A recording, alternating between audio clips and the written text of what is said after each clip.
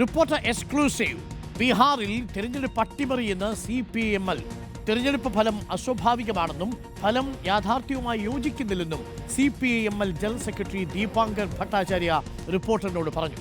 തെരഞ്ഞെടുപ്പ് പെരുമാറ്റച്ചട്ടം അട്ടിമറിക്കപ്പെട്ടു, മഹാസഖ്യത്തിന്റെ അനൈക്യവും പ്രശ്നമായെന്ന് ദീപാങ്കർ ഭട്ടാചാര്യ പറഞ്ഞു.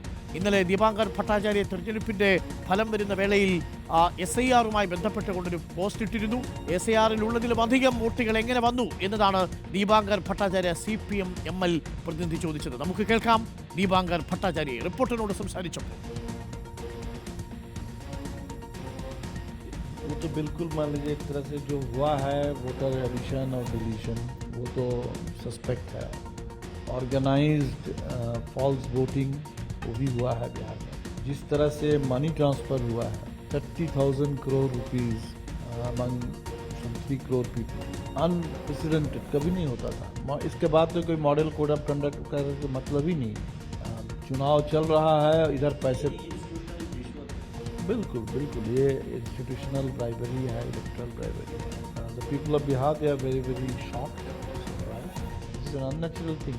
It doesn't correspond to the ground reality in Bihar. सबको देखना पड़ेगा. इंडिया कोalition में भी क्या क्या हम लोग जैसे उतना अच्छा कैंपेन हुआ वोट चोरी के खिलाफ, तो वो सब बातें हैं. लेकिन हमें लगता है कि even if you talk about weaknesses of various parties, weaknesses of the coalition, even then that does not explain the result.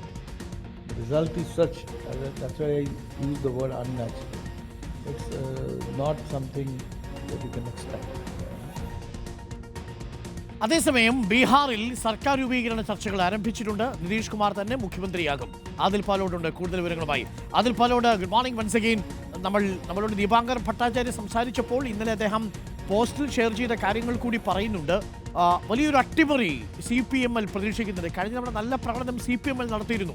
ഇക്കുറി ആ പ്രകടനത്തിലേക്ക് എത്താൻ CPML-ന് സാധിച്ചിട്ടുമില്ല. അപ്പോൾ ഈ തെരഞ്ഞെടുപ്പിൽ മുഴുവൻ ഒരു മാൽ പ്രാക്ടീസ് നടന്നു എന്ന നിഗമനത്തിൽ തന്നെയാണോ ദീപാങ്കർ ഭട്ടാചാര്യ?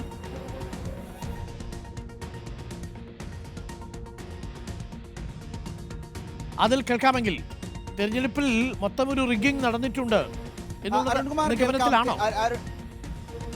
അരുൺകുമാർ, തെരഞ്ഞെടുപ്പ് അട്ടിമറി സംഭവിച്ചിട്ടുണ്ട് എന്ന് ആവർത്തിച്ച് പറയുകയാണ് CPML മാത്രമല്ല, മഹാസഖ്യത്തിന്റെ അഭിപ്രായമാണ്. മഹാസഖ്യത്തിനുള്ളിൽ തർക്കമുണ്ട്.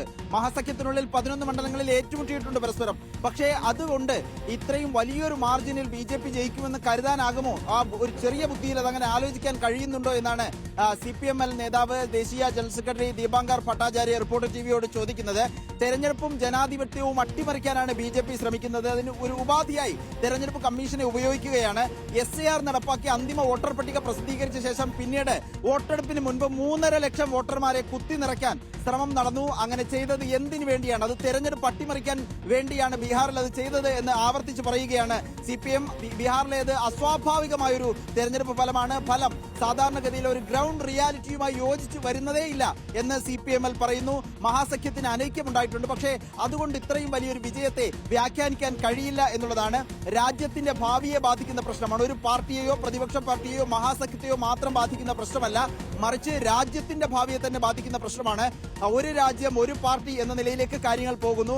അതിനുവേണ്ടി തെരഞ്ഞെടുപ്പ് സംവിധാനത്തെ അട്ടിമറിക്കാനുള്ള ശ്രമം BJP നടത്തുകയാണ്. തെരഞ്ഞെടുപ്പ് കമ്മീഷൻ ഇതിന് വഴിയൊരുക്കുകയാണ് എന്ന വിമർശനം കൂടി CPML ഉന്നയിക്കുന്നുണ്ട്. ഏതായാലും പരാജയം സംഭവിച്ചിട്ടുണ്ട്, അതിന് അനൈക്യം കാരണമായിട്ടുണ്ട്. പക്ഷേ അതല്ല പ്രധാന കാരണം തെരഞ്ഞെടുപ്പ് കമ്മീഷന്റെ ക്രമക്കേടുകളാണ് എന്ന് പറയുകയാണ് മഹാസഖ്യത്തിലെ വളരെ പ്രധാനപ്പെട്ട ഒരു പാർട്ടിയാണ് CPML. നമുക്കറിയാം, കഴിഞ്ഞ തവണ 11-12 സീറ്റുകളിൽ ജയിച്ച പാർട്ടിയാണ്. ഇത്തവണ 2 സീറ്റിലേക്ക് ഒതുങ്ങിപ്പോയി എന്നുള്ളതാണ്.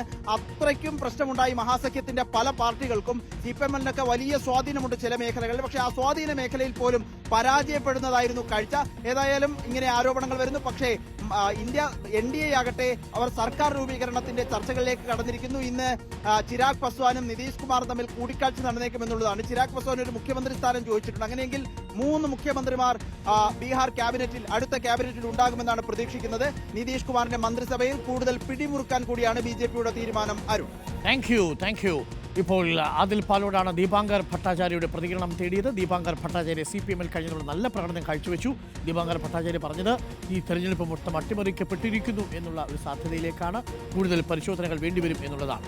പക്ഷേ അപ്പോഴും തമ്മിൽ പോരടിച്ച 11 മണ്ഡലങ്ങളിൽ തമ്മിൽ പോരടിച്ച് തുലച്ചു കളഞ്ഞ 11 മണ്ഡലങ്ങൾ അതൊരു പ്രധാനപ്പെട്ട ചോദ്യമാണെന്നേ. അപ്പോൾ എന്തായാലും ഇതൊക്കെ ഇനി വരും ദിവസങ്ങളിൽ ചർച്ചയാകുമെന്നത് ഉറപ്പാണ്.